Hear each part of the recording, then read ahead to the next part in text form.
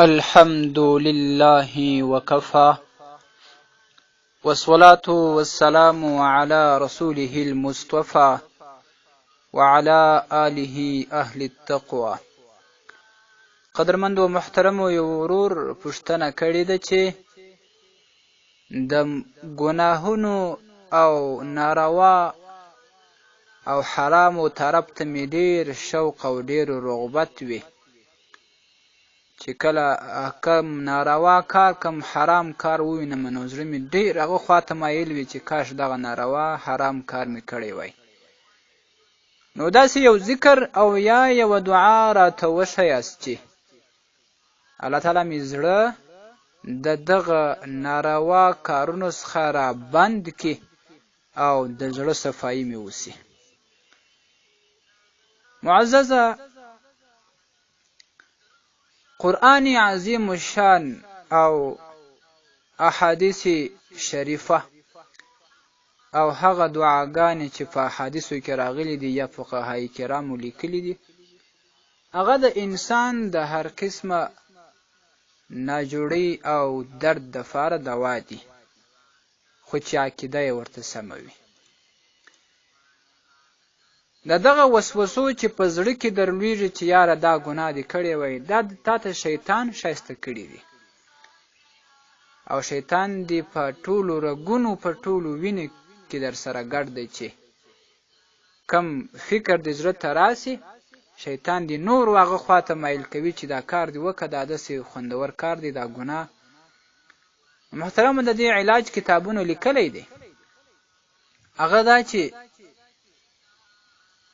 لمونځ فرض لمونځ 5 وخته پر خپل وخت باندې په ښه حضور باندې په ښه حضور قلبي باندې او چې کوشش انتهایی زیات کوشش وسي هغه به په جماعت باندې کوي، ځکه الله تعالی په قرآن عظیم شان کې دا خپله فرمایلي دي چې لمونځ دا انسان د فحشا او منکرو کارونو څخه راګرځوي.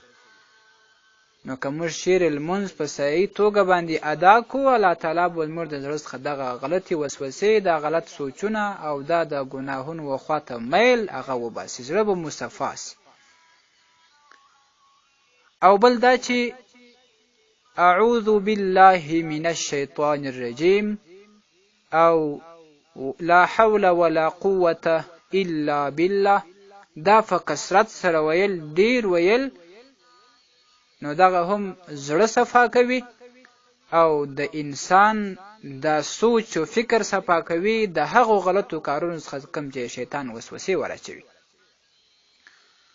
او بعضې کتابونه لیکي چې په ورځ کې به وظیفه ګرځوي 314 سواله به دغه وایي اعوذ بالله من الشیطان الرجیم لا حول ولا قوة الا بالله. اسانه کلمات دي، اعوذ بالله خو هر چاته یاده ده او کم چاته چې لا حول ولا قوة الا بالله نوی یاده نو 3 واره 4 واره دا پیغام واوري دغه به هم یاد سي. نو په ورځ کې 314 واره روزانه خپله وظیفه وګرځوئ، الله تعالی به مو دغه وسوسې دغه غلط سوچونه د زړه وباسي، زړه به مصفا سي.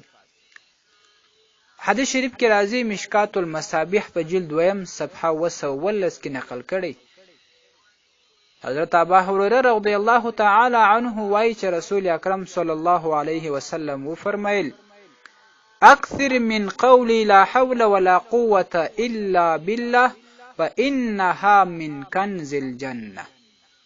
تاسې ډیر کې د لا حول ولا قوة الا بالله کلمه دا ډیره وایاست، خپله وظیفه یې وګرځوئ، دا په جنت کې یوه خزانه ده. او بل دا چې حضرت مکحول هغه د دې وروسته بیا فرمایي چې فمن قال لا حول ولا قوة الا بالله ولا منجا من الله الا الیه کشف الله عنه 70 بابا من الضر ادناها الفقر. پکه چا دغه کلمه ډېره ویل لا حول ولا قوة الا بالله نو الله تعالی جل جلاله به د